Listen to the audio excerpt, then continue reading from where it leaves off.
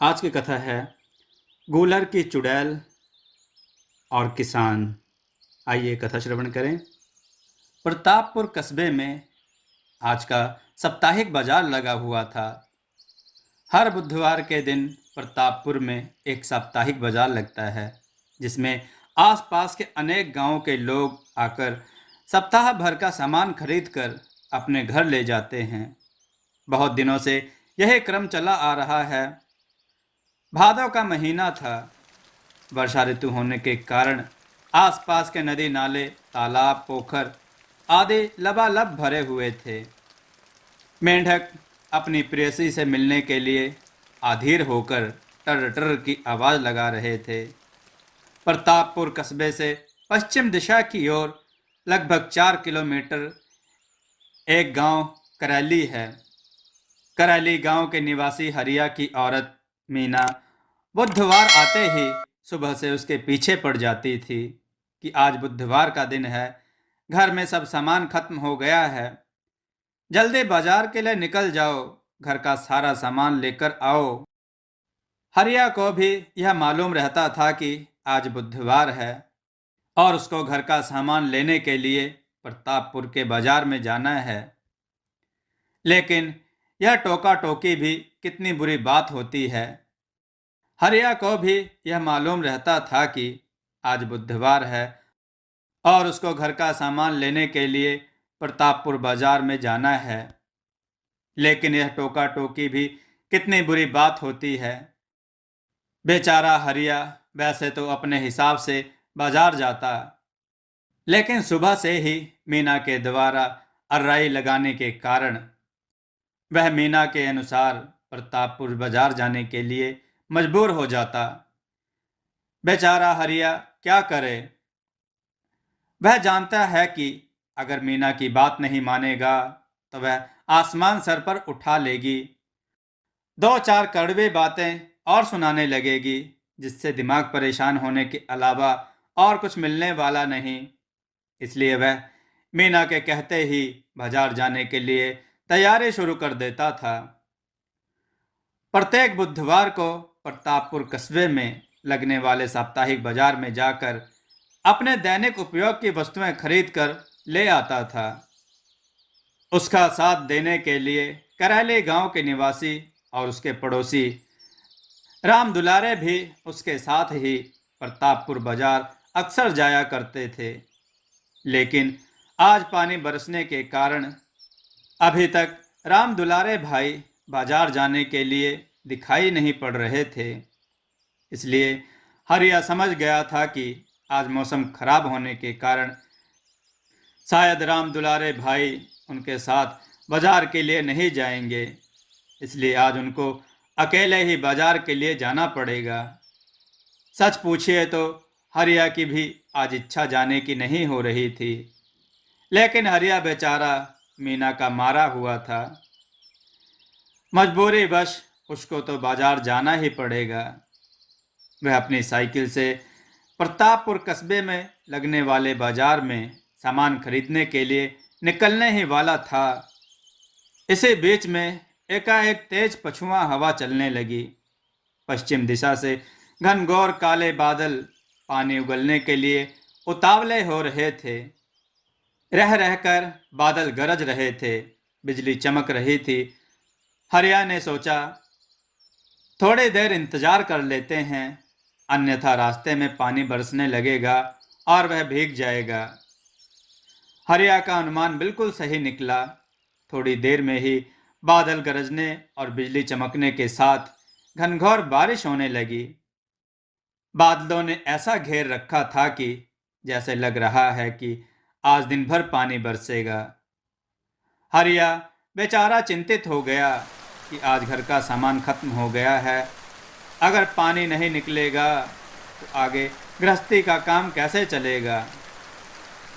मीना तो मेरा जीना हराम कर देगी। इसलिए प्रतापपुर बाजार में जाना आवश्यक है। यह उसकी मजबूरी थी। बेचारा हरिया कुछ कर भी नहीं सकता था। अपना कपड़ा उतार कर घर के बरामदे में बैठकर उमड़ घुमड़ कर बरस रहे बादलों का तमाशा देख रहा था। सुहावने मौसम का आनंद लेते हुए पानी बरसना बंद हो जाने का इंतजार कर रहा था। इस प्रकार 4 घंटे बीत गए। पानी रुकने का नाम ही नहीं ले रहा था। लेकिन थोड़ी देर बाद बादल खुलने लगे, इसलिए हरिया को राहत महसूस हुई। उसको उम्मीद दिखाई देने लगी कि शायद उसको प्रतापपुर बाजार जाने का अवसर मिल जाए। 1 घंटे के बाद बादल छट गए, लेकिन मौसम पूरी तरह से साफ नहीं हुआ। बाहर निकलने के लायक हो गया था। इसलिए हरिया ने सोचा कि इस अवसर का लाभ उठाकर वह शीघ्र ही अपनी साइकिल से प्रतापपुर बाजार पहुंच अपनी आवश्यकता का सारा सामान खरीद लाए। दोपहर के 3 बज गए थे, इसलिए बिना विलंब किए ही उसने अपना कपड़ा पहनकर अपनी साइकिल पर बैठकर प्रतापपुर बाजार की तरफ प्रस्थान कर गया। उसने मन में सोचा कि अंधेरा होने से पहले ही वह अपने गांव लौट आएगा, क्योंकि रास्ते में सड़क के किनारे सैकड़ों साल पुराना एक विशाल गोलर का पेड़ लगा हुआ था। इलाके के लोगों का कहना है कि इस गोलर के पेड़ पर एक चुड़ैल रहती है जो लोगों का खून पी लेती है। जब से होश संभाला था तब से हरिया उसी रास्ते से आता जाता था। हरिया को कभी इसका एहसास तक नहीं हुआ था, लेकिन वह किसी प्रकार का खतरा मोल लेना नहीं चाहता था। आधे घंटे साइकिल चलाने के बाद हरिया प्रतापपुर बाजार में पहुंच गया। पानी बरसने के कारण बाजार में भीड़ कम थी, अन्यथा सामान्य दिनों में उस बाजार में पैर रखने की भी जगह नहीं मिलती थी। हरिया ने अपने जरूरत का पूरा सामान खरीद लिया। वह अपने गांव वापस होने की तैयारी कर रहा था कि इसी बीच में फिर से मूसलाधार बारिश शुरू हो गई। बेचारा हरिया बहुत बुरे फंस गया। उसको ना चाहते हुए भी रुकना पड़ गया। पानी निकलते निकलते अंधेरा छा गया था। रात का प्रथम पहर शुरू हो गया था।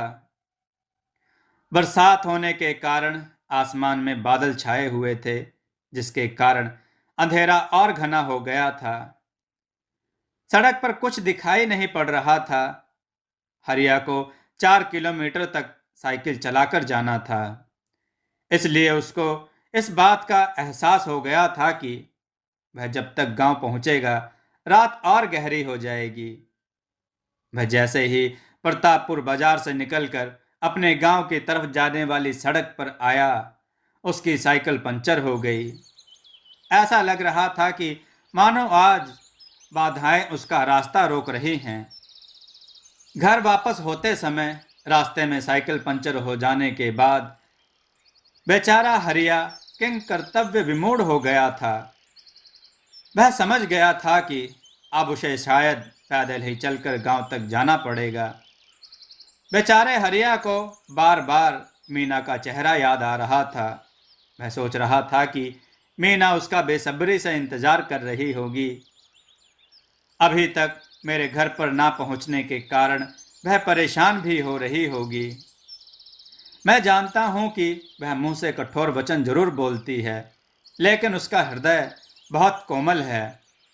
लेकिन उसको क्या पता कि मैं इस झंझट में फंस गया हूं। हवा भरने वाले पंप को निकालकर हरिया साइकिल के पहिए में इस उम्मीद के साथ हवा भरने लगा कि शायद साइकिल के पहिए में हवा कुछ देर के लिए रुक जाए और वह अपने गांव के नज़दीक पहुंच जाए। लेकिन उसका यह भी प्रयास असफल रहा। इस बरसात के मौसम में कोई पंचर बनाने वाली दुकान भी नहीं खुली होगी। ऐसे में बेचारा हरिया असहाय नजर आ रहा था। मजबूरन उसको अपने गांव के लिए पैदल जाना पड़ गया था।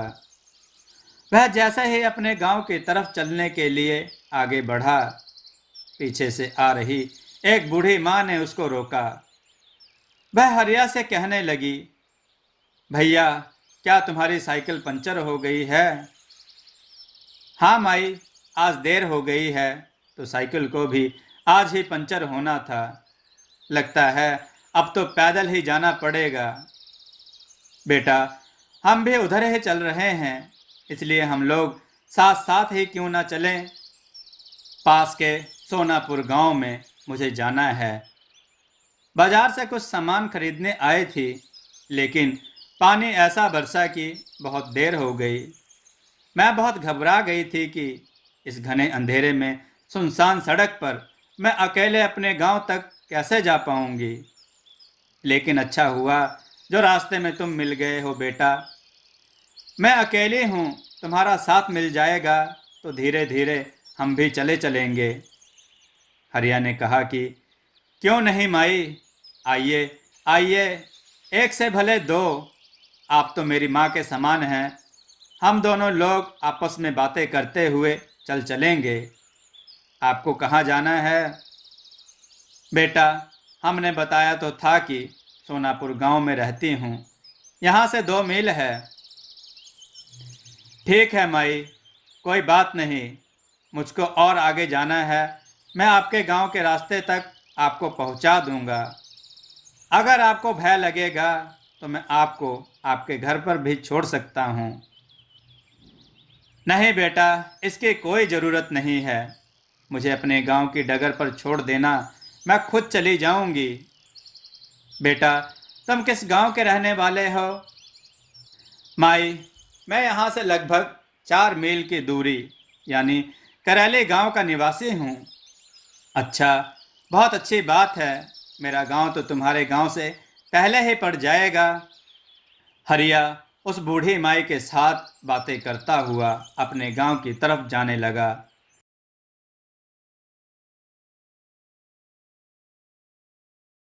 दोस्तों, आपको यह कथा कैसी लगी? अपने विचार और सुझाव कमेंट में जरूर दें। हमारी कथाओं को लाइक करें, हमारे चैनल को सब्सक्राइब करना न भूलें। हमारी कथाओं को शेयर जरूर करें, जिससे लोगों को अच्छा ज्ञान प्राप्त हो। जय श्री राम भक्तों।